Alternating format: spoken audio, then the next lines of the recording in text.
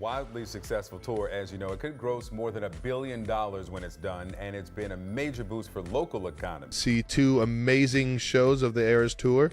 The last of the leg that Taylor has. Carries herself so well, says the right thing at the right time. She's just amazing. And perform our national anthem, entertainment icon Reba McEntire. I have to understand that, there are incredible perks that come with this life. Record-breaking Eras tour is coming to an end in the U.S. for now. Swift is on a run with 6 sold-out shows. The birth of a feud.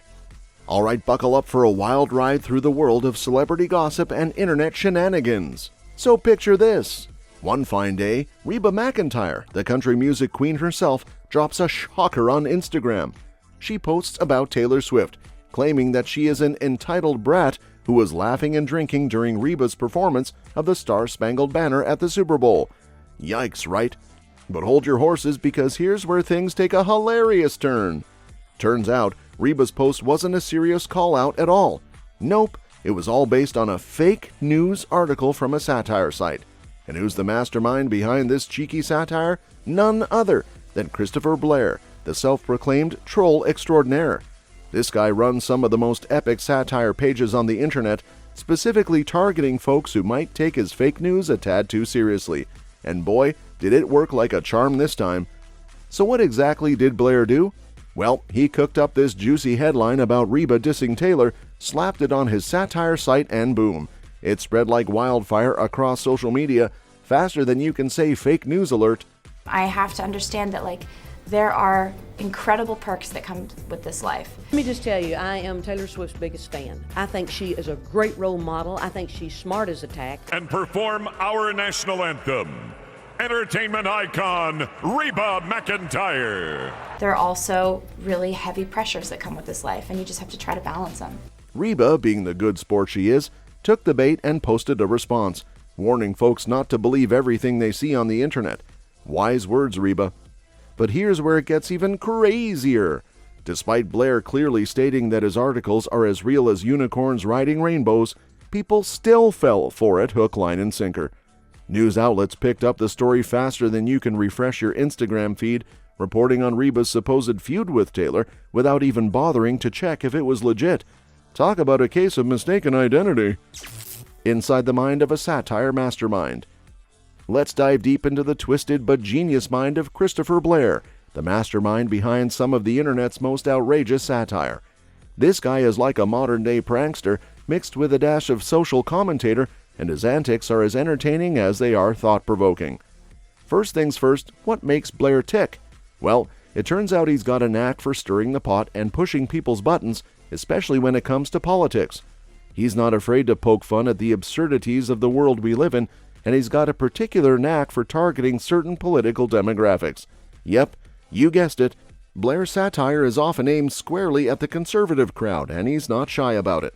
But what's his endgame, you ask? Is he just in it for the laughs? Well, sort of. See, Blair sees his satire as a kind of social experiment, a way to expose the gullibility of folks who are all too eager to believe whatever fits their preconceived notions. He's like a mad scientist, conducting his own little lab experiment on the internet stage. And boy, does he know how to get a reaction.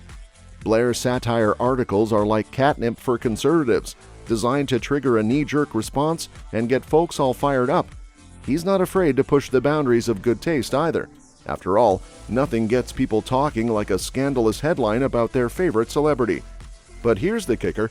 Despite Blair's blatant disclaimer that his articles are about as real as a unicorn riding a surfboard, people still fall for it hook, line, and sinker.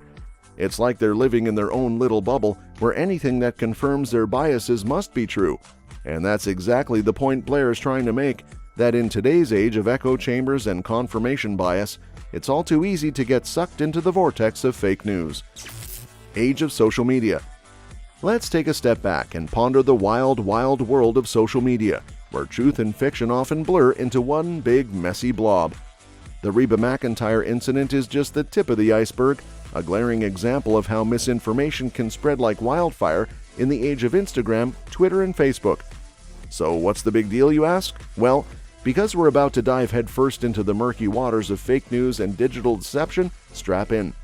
The Reba debacle serves as a stark reminder of just how easily misinformation can worm its way into our lives, masquerading as truth in the blink of an eye.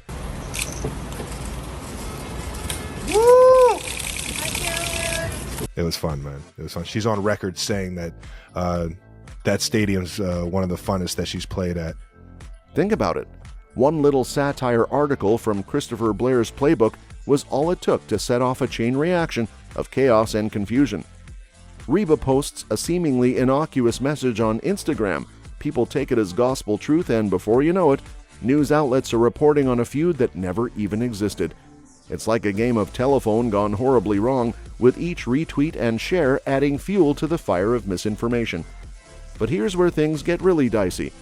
In today's hyper-connected world, separating fact from fiction is like trying to untangle a ball of yarn after a cat's had its way with it. We're bombarded with a constant stream of information from all corners of the internet, and sifting through the noise to find the nuggets of truth can feel like searching for a needle in a haystack. And that's exactly the problem. Our brains are hardwired to seek out information that confirms our existing beliefs, even if those beliefs are based on nothing more than a cleverly crafted satire article. It's confirmation bias run amok, and it's leaving us more vulnerable than ever to the siren song of fake news. Vinyl revival to economic statistics. Let's take a journey into the fascinating world of Taylor Swift's influence, where her impact transcends mere music and reaches into the realms of culture and economics. Taylor isn't just a singer-songwriter, she's a cultural force to be reckoned with, reshaping industries and leaving her mark in ways that go far beyond the stage. First off, let's talk vinyl. Remember those classic records that your grandparents used to jam out to? Well, thanks to Taylor Swift, they're back in vogue.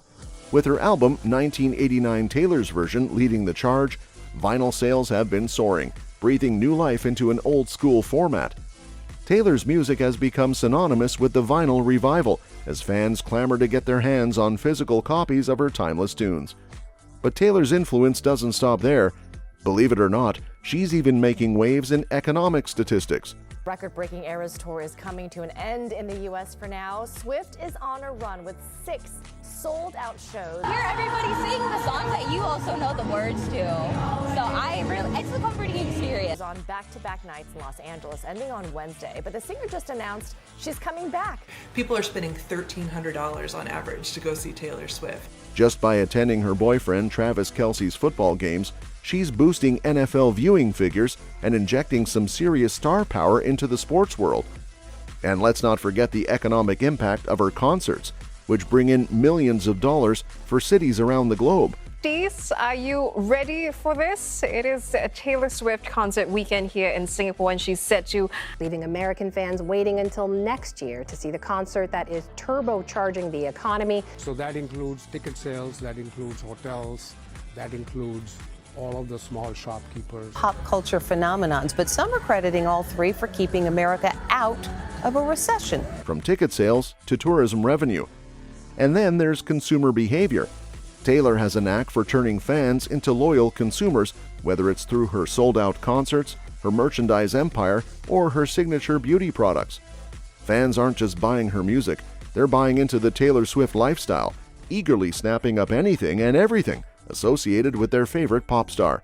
Why is Swift such a strong factor? I mean, those tickets were super expensive to go to that tour. And Taylor Swift played the third of 6 shows at a sold-out football stadium in Los Angeles as she wraps up the first leg. Like $2,000 tickets. But Taylor did bring in, I think it was $5.7 billion to the American economy. Just wildly successful tour, as you know. It could gross more than $1 billion when it's done, and it's been a major boost for local economy.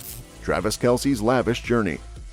Get ready to buckle up for a ride into the world of extravagance and celebrity fandom, because we're about to dive into Travis Kelce's lavish journey to attend Taylor Swift's concert in Singapore. This final section is all about the glitz, the glamour, and the eye-popping price tags that come with rubbing elbows with the rich and famous. Travis Kelce, the NFL star tight end, decides he simply must catch Taylor Swift's Eras Tour in Singapore. But instead of booking a standard economy ticket like the rest of us mere mortals, he pulls out all the stops and splurges on a jaw-dropping $871,000 flight. Yep, you heard that right. Nearly $1 million just to hop on a plane and catch a concert. Talk about living the high life. But wait, there's more. Kelce doesn't just stop at the cost of the flight. He's all about the VIP treatment from start to finish. From private jets to luxury accommodations. See 2 amazing shows of the Eras Tour. The last of the leg that Taylor has.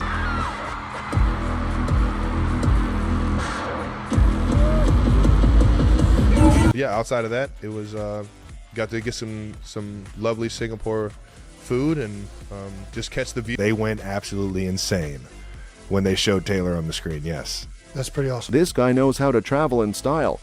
And let's not forget about the other expenses involved, like fine dining and exclusive experiences, all of which add up to one seriously hefty bill.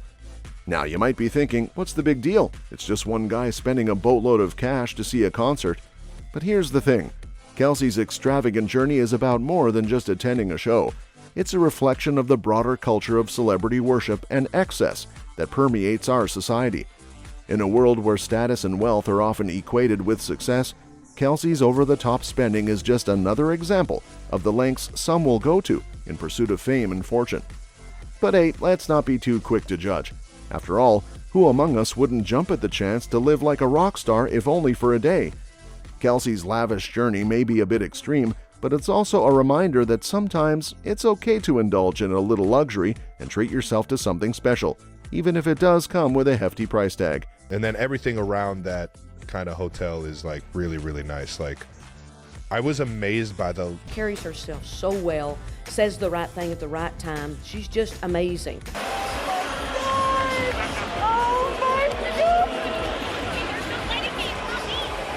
I absolutely loved them both. I want to see more of Australia.